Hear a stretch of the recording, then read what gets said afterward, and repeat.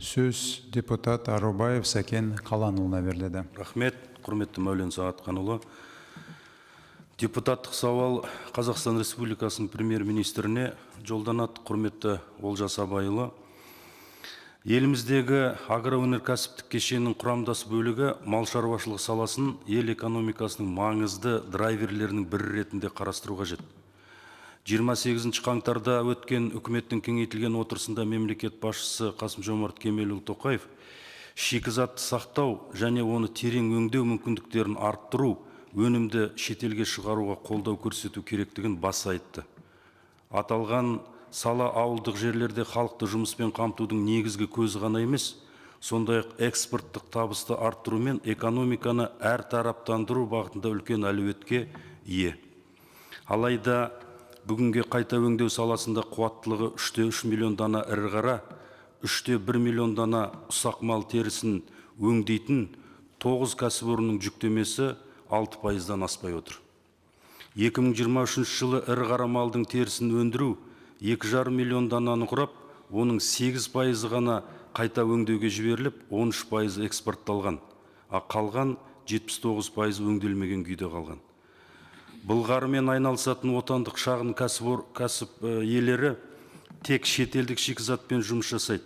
Себебі елдегі сапалы шикізат көлемі жоқтың қасы. Өкінішке орай, жүн өңдеу саласы да көңілді көншітпейді.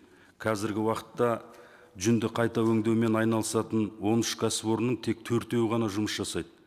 Қалғаны кеңес заманынан қалған технологиясы ескірген және қайта өңдеуге қауқарсыз кәсіпорындар.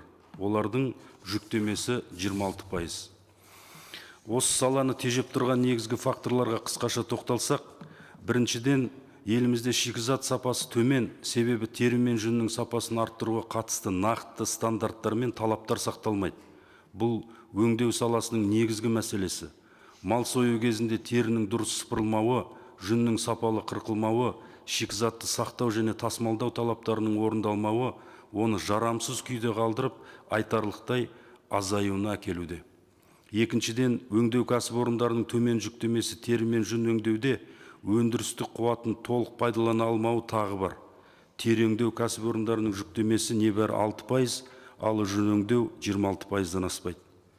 Үшіншіден, кәсіпорындарда ескірген жабдықтар мен технологияларды қолдану бұл өнім сапасының төмендеуіне және халықаралық стандарттарға сай болмауына әкелуде. Тиісінше өндіріс тиімділігін азайтып, сыртқы нарықта бәсекеге қабілетті болуына кедергі келтіруде. Төртіншіден, мал шаруашылығы өнімдерін қайта өңдеуге арналған инфрақұрылымдардың жеткіліксіздігі, өңдеу кәсіпорындарына шикізатты уақытылы жеткізуге, сақтау мен тасымалдауға кедергі келтіретін басты факторлардың бірі. Ауылдық жерлерде қажетті қоймалар мен тоңазытқыштардың болмауы шикізаттың сапасын сақтап, оны толықтай қайта өңдеуге мүмкіндік бермей отыр. Көптеген кәсіпорындарда қалдықтарды өңдеу немесе зиянсыздандыру жүйесінің болмауы экологиялық талаптарды бұзып, қоршаған ортаға зиян тигізуде. Бұл қоғамның және экологияны қорғау ұйымдарының тарапынан сын туғызуда. Бесіншіден, шағын және орта кәсіпорындарға субсидиялар мен жеңілдетілген несиелердің қолжетімсіздігі, сондай-ақ мемлекет тарапынан жүйелі қолдау бағдарламаларының болмауы. Мысалы, өңдеуші кәсіпорындар көбінесе өз қаражатына немесе шетелдік инвестицияларға тәуелді. Бұл саланың ішкі даму қарқынын бәсеңдетуде.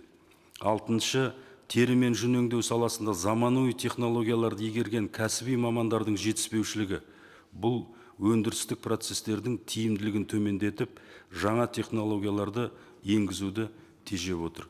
Жоғарыда айтылғандарды ескере отырып, үкімет тарапынан тері мен жүн сапасын арттыруға арналған ұлттық стандарттар мен талаптарды әзірлеу, арнайы мемлекеттік бағдарламаны қабылдау, заманауи технологияларды енгізу және инфрақұрылымды дамыту, кәсіби мамандарды даярлау жүйесін күшейту, сондай-ақ шағын және орта кәсіпорындарға субсидиялар мен жеңілдетілген несиелер беру бағыттарына тиісті зерделеу жұмыстарын жүргізіп, нақты шаралар қабылдауды сұраймыз. Құрметпен Арубаев, Бектаев, Орынбеков, Булавкина, Түйсенбинов, Жүргенбаев, Өтеғұлов, Айткенов. Рахмет.